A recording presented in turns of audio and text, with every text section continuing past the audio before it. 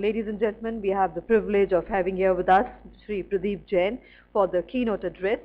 Mr. Pradeep Jain is Chairman, Pashivnath Developers Limited. He established Pashivnath Developers Limited and exploring opportunities to foray into infrastructure domain, hospitality and entertainment, has moved from a real estate developer company to a leading infrastructure developer.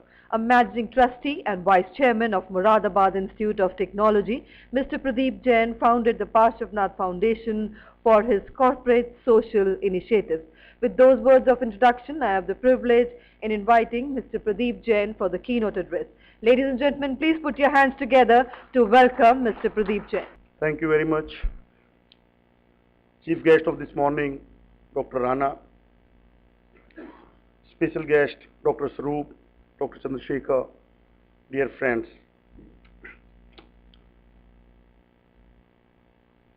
I feel privileged to be here and thankful to ETC World to invite me this morning. Friends, I am going to touch upon the two major parts in this morning. One related to the regulatory bill and second related to the financial health of our sector. The Government of India on the way to present the regulatory bill into the Parliament.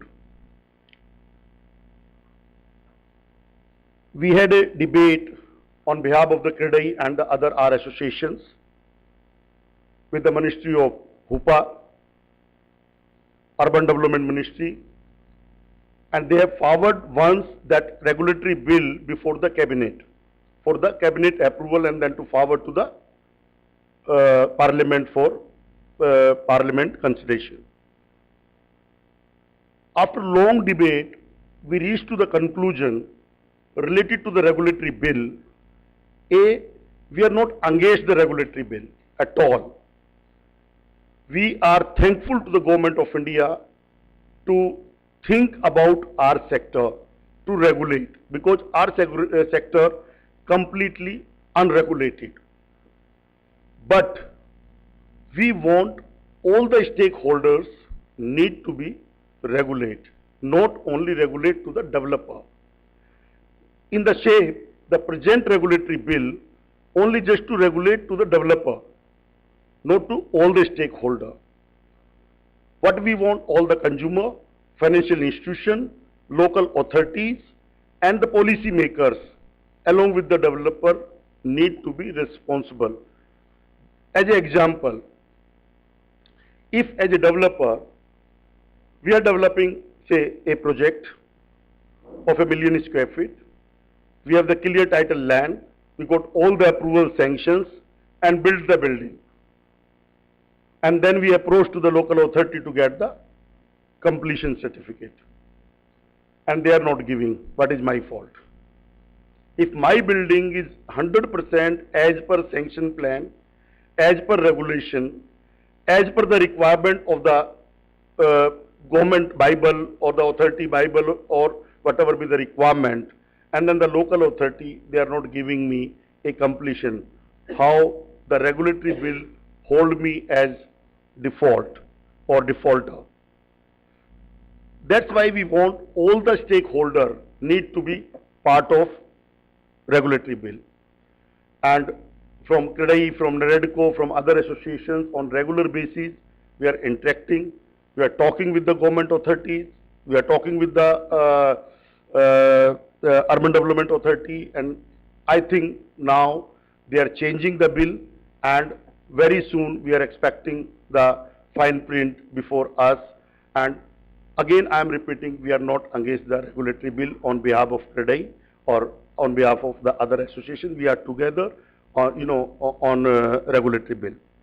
Now the second issue, which is the major burning issue related to the funding. Surprisingly, let me tell you, during the budget session, no audience to the real estate sector by the Finance Ministry.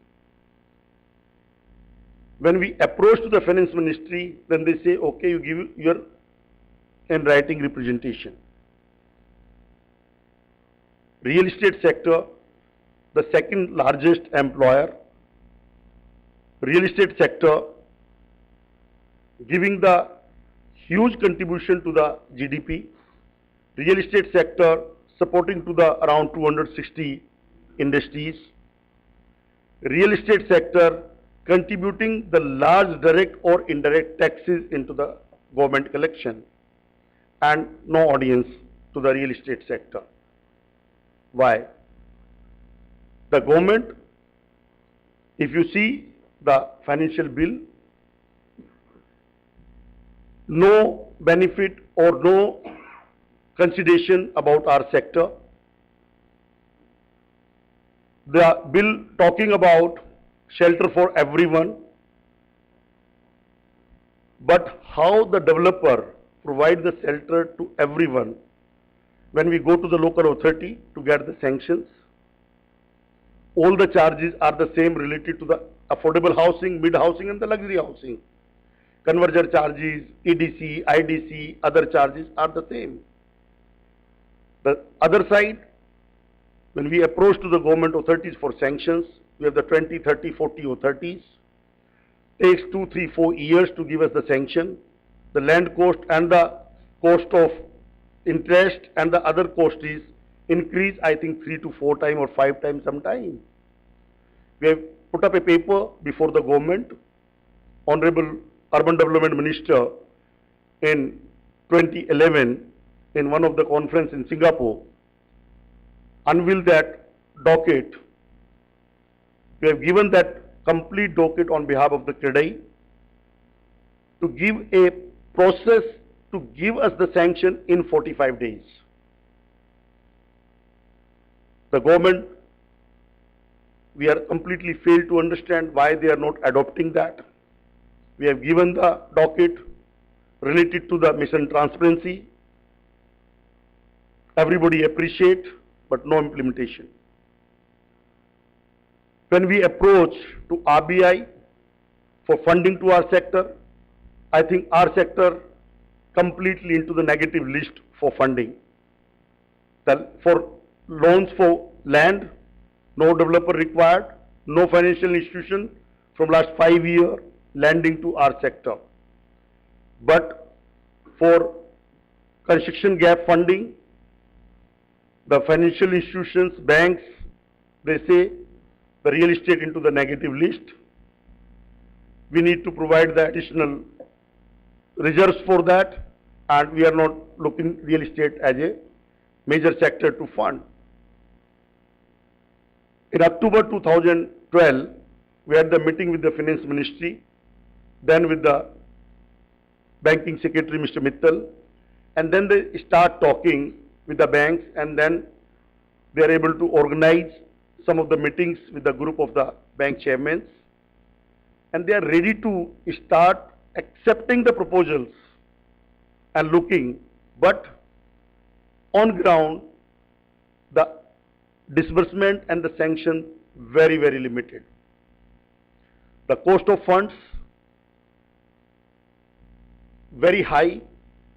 Surprisingly, I give you one small example. The 3 weeks back, we bought one car. The cost of the car, 25 lakhs rupees. Unfortunately, the dealer registered the wrong color of the car as we required. And we say we don't want this color, we want this color. The dealer says the car is already registered. And the financial institution give the loan to the extent of 92% of that vehicle. Out of 25 lakhs rupees, which includes the cost of the car, cost of the insurance and cost of the road tax. All put together is 25 lakhs. And the financial institution happy to lend 92%. 8% funded by the borrower. Means 23 lakhs landed and 2 lakhs personal contribution.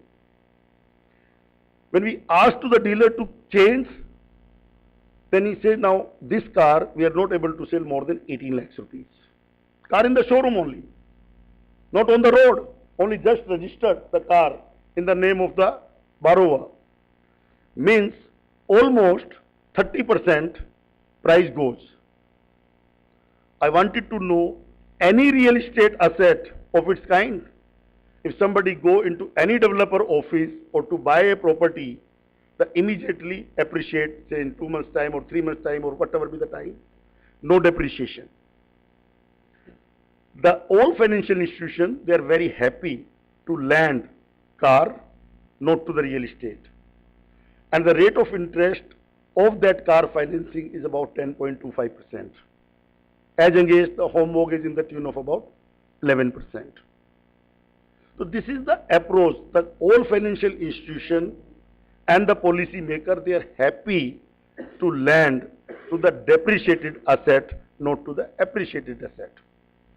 In the last meeting with RBI, I raised one small question and to ask them, can I have a data from RBI, you are a regulator into the financial sector. What is the rate of NPA into the real estate sector? Trust me, they are not able to define the percentage terms. Because all the financial institutions, they are sitting with the hard asset. And how any developer or any company become NPA? And if you see the data of the industries, if you see the data of credit cards, if you see the data of the car finance and the other finances, very large. And in all those sectors, the restructuring permitted. In real estate sector, no restructuring. If you borrow money, say 10 crore rupees, and give a proposal to complete your asset in 3 years' time, if you keep paying your installments and repayment as per schedule, but your project delayed even for 2 months, you become NPA. I think Mr. Rana can give the more light on that. In industry, if somebody putting up a proposal, say 10 crore for 3 years and project complete in 10 years, no NPA. And governments expect the developer to provide shelter for everyone on a affordable price. Yes, we as a developer, we are committed to, but the government need to come forward to regulate this sector and to put all the stakeholders and to regulate, provide the soft funding to the sector and one window clearance, so all the project execution become very fast. Thank you very much.